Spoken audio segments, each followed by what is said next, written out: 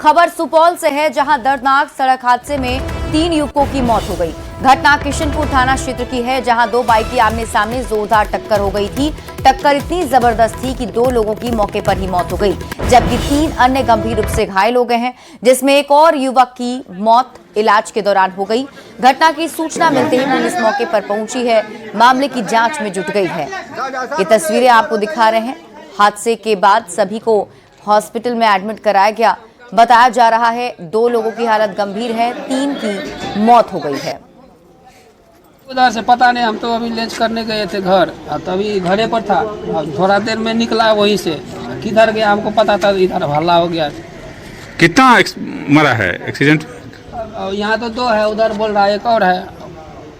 3 लड़का मरा है। कौन सा गाड़ी मारा है? स्कॉर्पियो मारा है। क्या होगा? अभी लोग तो बहुत स्पीड में गाड़ी लेके आ रहा था, तो उसी में कोई गाड़ी से एक्सीडेंट हुआ। हम लोग आए, देखे वहाँ पर कि पड़ा हुआ है, लोग बहुत सारे हैं लेकिन कोई उठा नहीं रहा है, सब कोई वीडियो बना रहा है। हम लोग जल्दी 2 आदमी जिंदा थे उनको लेके हॉस्पिटल सदर आ गए। कितना मरा है इसमें अभी तक? इसमें 3 आदमी मरे। और इसी बीच रुक कर लेते हैं बड़ी खबर की ओर। पटना में नीट छात्रा की संदिग्ध मौत के चर्चित मामले में अब केंद्रीय जांच ब्यूरो यानी सीबीआई ने औपचारिक तौर पर जांच शुरू कर दी है और सीबीआई ने मामले में एफआईआर दर्ज करते हुए तफ्तीश अपने हाथ में ले ली है। एफआईआर में कई अज्ञात आरोपियों को नामजद किया गया है और पूरे घटनाक्रम की आपराधिक साजिश के एंगल से जांच की जा रही है। सूत्रों के मुताबिक जांच को आगे बढ़ाने के लिए सीबीआई की टीम पटना पहुंची थी, जहां से मामले से जुड़ी तमाम अहम फाइलें, दस्तावेज और साक्ष्य जुटाए गए। इसके बाद टीम इन सभी दस्तावेजों को लेकर दिल्ली रवाना हो गई है। गौरतलब है कि पटना में नीट छात्रा की संदिग्ध मौत के बाद भारी बवाल मचा था। परिजन और अलग अलग संगठन ने मामले की निष्पक्ष जांच की मांग की थी। वहीं मुख्यमंत्री नीतीश कुमार ने इस केस की सीबीआई जांच की सिफारिश की थी, जिसके बाद केंद्र सरकार की मंजूरी मिलने पर अब एजेंसी ने स्पेशल केस दर्ज कर जांच शुरू कर दी है। तो बड़ी खबर आपको बता रहे हैं, सीबीआई ने अब जांच शुरू कर दी है और आपको बता दें कि सीबीआई की टीम पटना पहुंची थी, जहां से अहम दस्तावेज, डॉक्यूमेंट्स, वो सारी सबूत जो इस मामले में अब तक एसआईटी की टीम ने जुटाए थे, उन फाइलों को लेकर सीबीआई की टीम दिल्ली गई है और अब इस पूरे मामले की जांच सीबीआई करेगी। आपको बता दें कि इस पूरे मामले पर जमकर हंगामा भी हुआ था और अब देखिए बड़ी कार्रवाई की गई है और न्यूज़ 18 लगातार इस खबर पर प्रमुखता से बात कर रहा था और देखिए प्रमुखता से खबर भी हम दिखा रहे थे और उसी का ये असर है कि अब सीबीआई की टीम ने जांच टेक ओवर कर लिया है। एफआईआर में कई अज्ञात आरोपियों को नामजद किया गया है।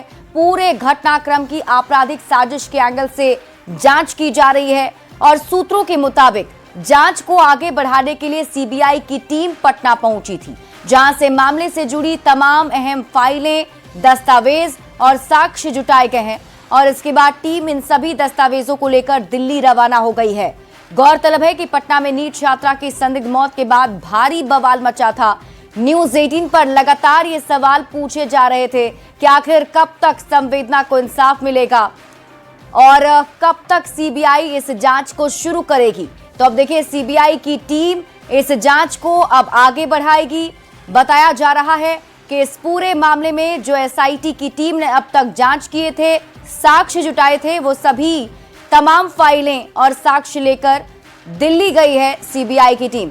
और न्यूज़ 18 संवाददाता शंकर आनंद अधिक जानकारी के साथ जुड़ गए हैं। शंकर, हमारी भी लगातार न्यूज़ 18 की मांग थी कि जल्द से जल्द सीबीआई जांच शुरू हो, ताकि जो देरी हो रही है वो देरी ना हो और जो इंसाफ की मांग की जा रही है वो इंसाफ जल्दी मिल सके। शंकर, सरकार ने इस मामले पे एक बेहद महत्वपूर्ण कदम उठाते हुए इस मामले पर जांच का जिम्मा सीबीआई से करवाने का एक अनुशंसा किया था। तो अब इस मामले पे सीबीआई के द्वारा औपचारिक तौर पर केस को रजिस्टर्ड कर लिया गया है और केस को जो रजिस्टर्ड करने के साथ साथ अब इस मामले की औपचारिक तौर पर इन्वेस्टिगेशन की प्रक्रिया शुरू कर दी गई है। जिस तरह से इस मामले में देखा जाए तो बिहार में काफी हंगामा हुआ था। बिहार में हंगामा इस बात को लेकर हुआ था कि इस मामले की निष्पक्ष तरीके से जांच करवाई जाए। जल्द से जल्द जो मृतक के जो परिजन हैं उनको न्याय चाहिए और इस मामले पर कई लोगों का हालांकि जो डीएनए टेस्ट जो है करवाने का वो भी इस मामले में फैसला लिया गया था। तो कई डॉक्यूमेंट्स जो हैं जो बिहार पुलिस के द्वारा तैयार किया गया था, इस मामले में कई लोगों से पूछताछ की गई थी, तो उसका दस्तावेज तो सीबीआई को मिल चुका है। लेकिन अभी भी कई लोगों का जो फॉरेंसिक एग्जामिनेशन की जो रिपोर्ट है वो अभी तक नहीं मिली है, जिसे जल्द से जल्द सीबीआई की टीम चाहेगी कि उसे उन तमाम जो डॉक्यूमेंट्स जल्द से जल्द उनको मिल जाए।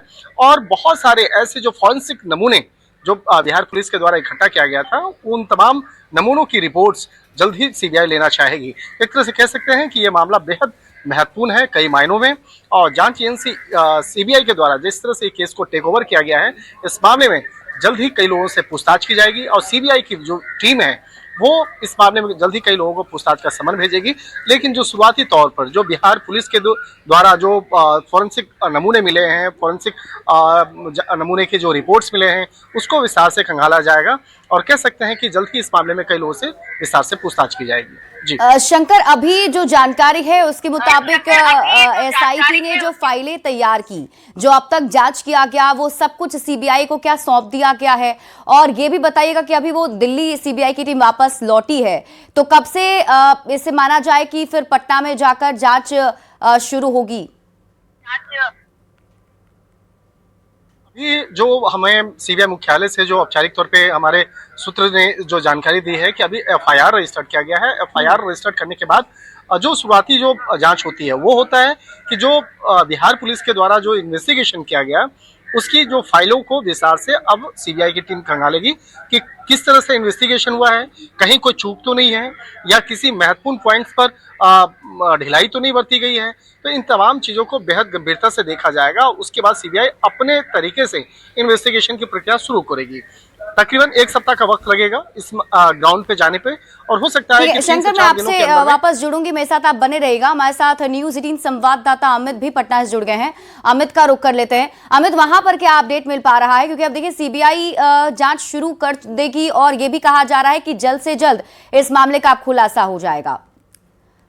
देखिए, सीबीआई चूंकि इस मामले में एफआईआर लॉन्च कर ली है 7/26 और इस मामले से जुड़ी सारे दस्तावेज जो सहयोगी आनंद भी बता रहे थे कि यह पूरा मामला जो है वो सीबीआई टेक ओवर कर चुकी है। तो ऐसे में अब सीबीआई के पाले में है कि वो जांच कितनी जल्दी से करती है, कितनी तेज रफ्तार से करती है। क्योंकि बिहार सरकार भी ये चाह रही थी कि यह पूरा मामला जो है इसकी जांच सीबीआई करे।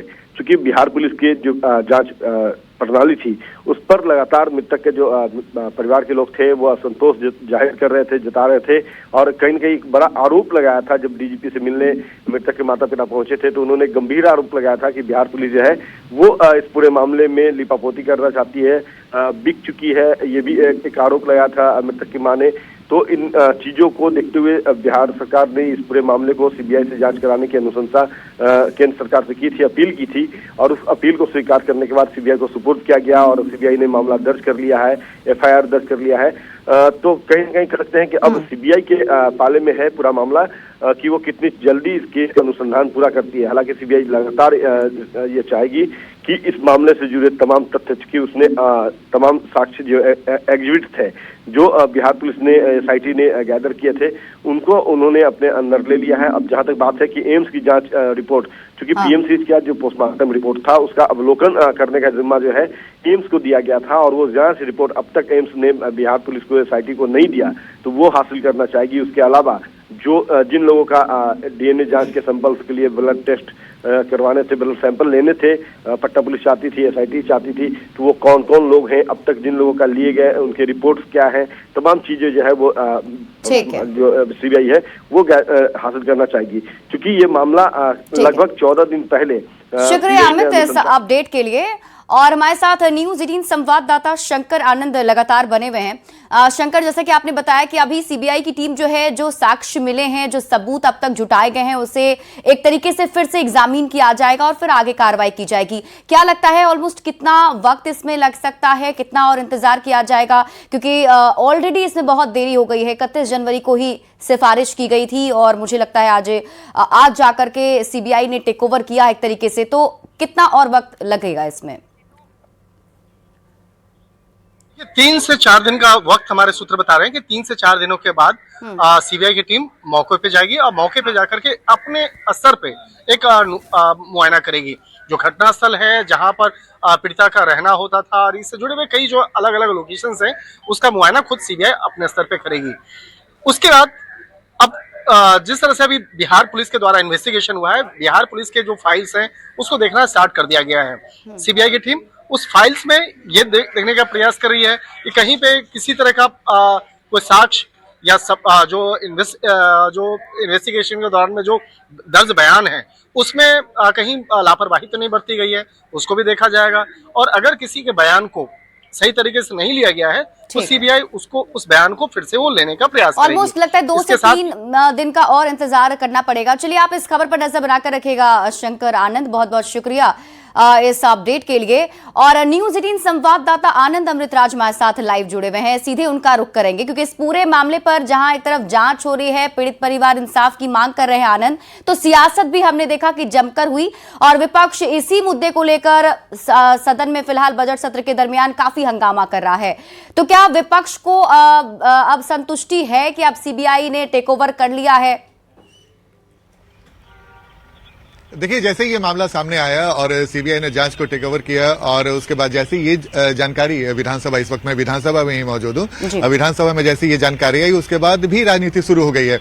सत्ता पक्ष के तमाम नेताओं ने कहना शुरू कर दिया है कि पटना पुलिस इस पूरे मामले को जांच करने में सक्षम थी और अपने असर से उन्होंने जांच कर भी लिया, लेकिन विपक्ष के लोग और लगातार कुछ लोग बार बार इस बात पर सवाल खड़े कर रहे थे। अब सीबीआई जांच शुरू हो गई है तो पूरा दूध का दूध और पानी का पानी हो जाएगा, लेकिन विपक्ष को अभी भी भरोसा नहीं। विपक्ष को लगता है, विपक्ष ने कहा, कुछ विपक्ष के नेताओं से हमारी बातचीत हो रही थी तो उन्होंने कहा कि भले ही इस केस को सीबीआई ने ले लिया है लेकिन इस मामले में क्या होगा ये हम अभी से अंदाज लगा सकते हैं कि चूंकि केंद्र की एजेंसी है और बिहार पुलिस अपने तरह से जांच कर रही थी जिस पर सवाल खड़े हो रहे थे, जाहिर तौर पर सियासत होगी। लेकिन इस पूरे मामले पर सीबीआई ने जैसे ही एक्शन शुरू कर दिया है, कल से शायद इस मामले को लेकर थोड़ी राजनीति कम होगी। आज भी इस मामले को लेकर राजनीति हुई थी, हम पिछले लगातार कई दिनों से देख रहे हैं। जब से सदन की कार्रवाई शुरू हुई, इस मामले को सदन के बाहर से लेकर अंदर तक विपक्षी पार्टियों ने लगातार उठाने की कोशिश की और इस मामले पर काफी हंगामा भी हुआ।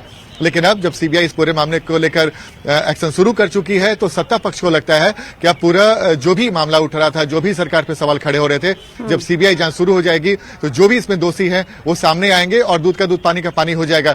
जाहिर तौर पे सरकार की तरफ से यह तर्क दिया जा रहा है, लेकिन विपक्षी अभी भी संतुष्ट नहीं है, उन्हें केंद्रीय एजेंसी पर भी भरोसा नहीं है।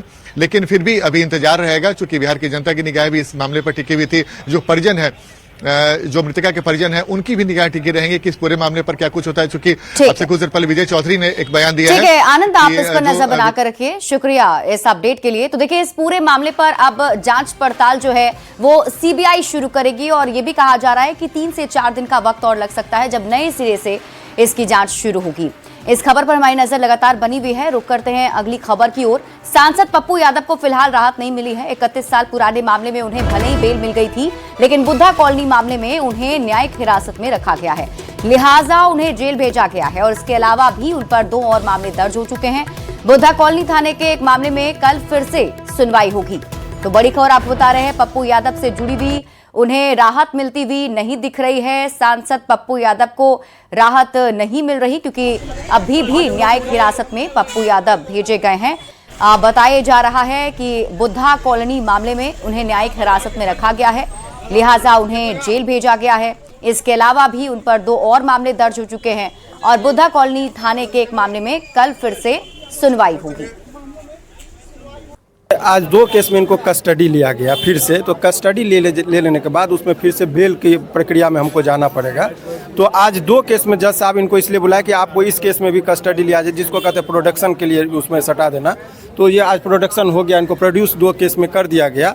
एक कोतवाली का ही दोनों केस है, एक 287। ये जितने भी केस हैं सभी आंदोलन से संबंधित, जैसे धरना प्रदर्शन करने गए।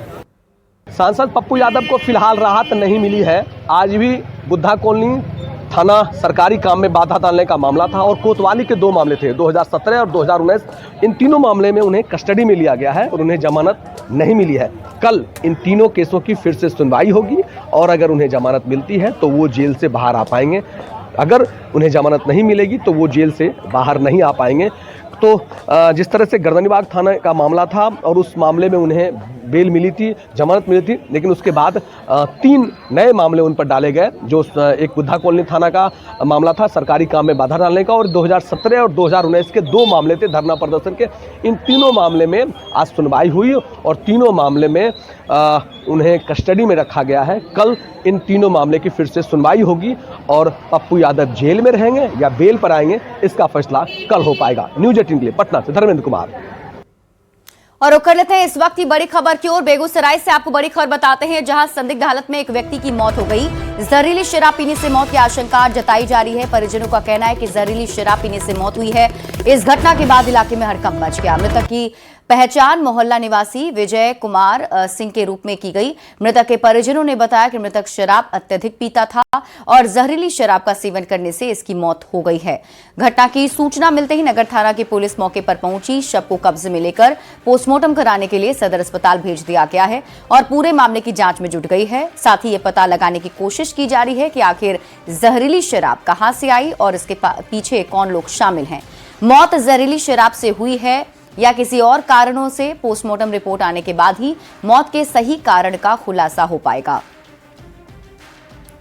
कुमार सिंह शराब पीते थे, उसके कारण इनका मौत हो गया। यानी शराब पीने से मौत हो गई? शराब पीने से, बहुत ज्यादा पीते थे शराब, सुबह शाम रात पीते रहते। जैसे बिहार में शराबबंदी कानून भी लागू है, शराब में बिहार में शराब मिलता नहीं है। जहरीला शराब ये लोग कहीं कहीं मिल जाता है तो पी लेता है। जो पीने वाला आदमी है कहीं न कहीं लेके पी लेता है लोग, उसी में इसका बने ऐसा हो गया शराब से। पटना सिटी के चौक थाना क्षेत्र के बंगाली कॉलोनी मोड़ के पास एक दिल दहला देने वाली घटना सामने आई है, जहां पारिवारिक विवाद में सगे भांजे ने अपनी 65 वर्षीय मामा की धारदार हथियार से हमला कर हत्या कर दी। हत्या की पूरी वारदात पास में लगे सीसीटीवी कैमरे में कैद हो गई। तस्वीरों में भी आप देख सकते हैं किस तरीके से हत्यारे ने इस निर्मम हत्याकांड को अंजाम दिया है। वहीं हत्या के बाद मौके पर पहुंची पुलिस ने शव को कब्जे में लेकर पोस्टमार्टम के लिए एनएमसीएच भेज दिया है। साथ ही सीसीटीवी फुटेज की मदद से आरोपी भांजे को भी गिरफ्तार कर लिया गया। साथ ही हत्या में इस्तेमाल हथियार को भी बरामद कर लिया गया है। मृतक की पहचान चौक थाना क्षेत्र के बख्शी मैदान मोहल्ला निवासी मोहम्मद रईस के रूप में की गई, जो कपड़ों में रफू करने का काम करते थे। बताया जाता है कि मोहम्मद रईस अपने घर से खाना खाकर काम के लिए निकले थे। किसी दौरान पहले से घात लगाए उनके सगे भांजे मोहम्मद अयाज ने पीछे से आकर उन पर अचानक से हमला बोल दिया। सर, मेरे फादर अभी तुरंत निकले थे नाश्ता करके, अब वो भी पीछे से निकला था, वही मारी सर, और कोई नहीं मार सकता। फुफेरा भाई है मेरा। दुश्मनी आखिर किस बात की थी, इतना दर्दनाक मौत दिया गया? कोई दिक्कत नहीं था, हम लोग से आया, हम लोग कुछ नहीं बोलते थे। वो अपने पीता खाता था, नशेड़ी था, और लगे गुस्से में निकला, उनको बोलता था कि मार देंगे मार देंगे। ये जो पूरा मामला है ये एक पारिवारिक विवाद का मामला है। मोहम्मद याज ने जो इस घटना का मुख्य कारण जो बताया, वो उनकी पत्नी के साथ इनके परिवार वाले जो हैं उनको टॉर्चर करते थे, और इसके प्रतिशोध में मोहम्मद याज ने अपने मामा को 4 बार से 5 बार धारदार हथियार से मारकर उनकी हत्या कर दी। अब कई सवाल हैं जो उठ रहे हैं। ऐसे में न्यूज 18 ये सवाल पूछता है कि अपराधियों में पुलिस का डर क्या बिल्कुल नहीं है? सवाल ये भी, दिन दहाड़े हो रही हत्या क्या कर रही है पुलिस? और न्यूज 18 ये सवाल पूछता है कि अपराधियों पर कब कार्रवाई होगी? अररिया सिविल कोर्ट को फिर धमकी मिली है। आरडीएक्स से जज चेंबर उड़ाने की धमकी दी गई। ईमेल से धमकी के बाद अलर्ट है। डॉग स्क्वाड की टीम कोर्ट पहुंची हुई है। अररिया एसडीपीओ भी मामले की जांच कर रहे हैं। अररिया सिविल कोर्ट को धमकी से अलर्ट मोड में प्रशासन टीम यहां पर दिख रही है। अररिया सिविल कोर्ट को एक बार फिर से धमकी दी गई। बताया जा रहा है कि इस बार धमकी में आरडीएक्स से जज चेंबर उड़ाने की धमकी दी गई है और ईमेल से धमकी दी गई थी, जिसके बाद से प्रशासन पूरी तरह अलर्ट पर है। डॉग स्क्वाड की टीम कोर्ट पहुंची है। अररिया एसडीपीओ भी मामले की जांच कर रहे हैं। अररिया सिविल कोर्ट को धमकी से प्रशासन अलर्ट पर है।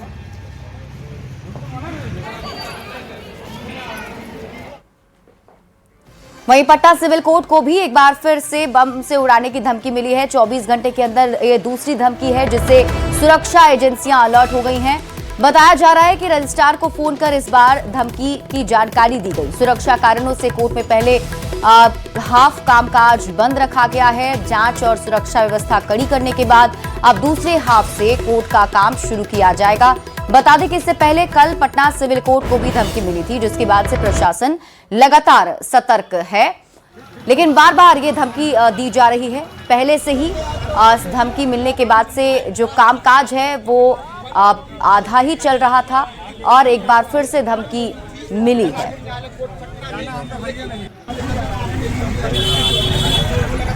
राजधानी से बड़ी खबर है, एक बार फिर से पटना सिविल कोर्ट को बम से उड़ाने की धमकी मिली है। 24 घंटे में ये दूसरी बार है। इस बार पटना सिविल कोर्ट के जो रजिस्ट्रार हैं उनको फोन करके ये सूचना दी गई कि सिविल कोर्ट को बम से उड़ा दिया जाएगा। और सिविल कोर्ट है, आप देख सकते हैं जो सुरक्षा व्यवस्था की जांच की जा रही है, टीम अंदर गई है, पूरे सिविल कोर्ट परिसर को पूरी तरह से जांच किया जा रहा है। तो लगातार पटना सिविल कोर्ट को बम से उड़ाने की धमकी मिलती है।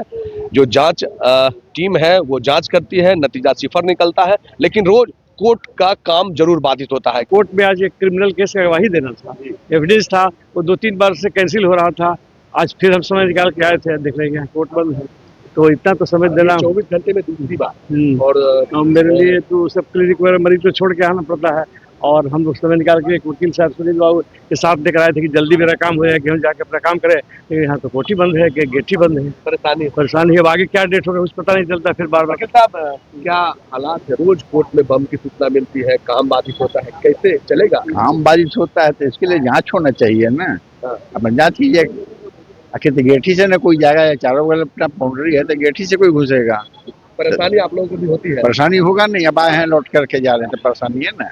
राज्य के कई सिविल कोर्ट है, उन्हें भी उड़ाने की धमकी मिलती है। जांच में नतीजा कुछ नहीं निकलता है, या यूं कहे कि जिला प्रशासन इससे संजीदगी से नहीं लेता है। ये सवाल है कि आखिर क्यों इस तरह की घटनाएं बार बार होती है और जिला प्रशासन या पुलिस क्यों इसे संजीदगी से नहीं लेता है, ये एक बड़ा सवाल है। न्यूज 18 के लिए पटना से धर्मेंद्र कुमार। हम लोग को करीब 9:09 मेल से सूचना प्राप्त हुआ, बम होने की सिटी कोर्ट के अंदर बम होने की सूचना प्राप्त हुआ। तो उसको जैसे ही सूचना प्राप्त हुआ, हम लोग अविलंब अपनी सिटी कोर्ट को सभी सुरक्षा के घेरे में हम लोग यहाँ मौजूद हैं। उसके बाद बम निरोधक को और डॉग एस्कॉर्ट को सूचना दे दिया गया है। वो लोग जल्द ही आ रहे हैं, उसके बाद सुरक्षा के घेरे में वो लोग आकर अपना जांच करेंगे।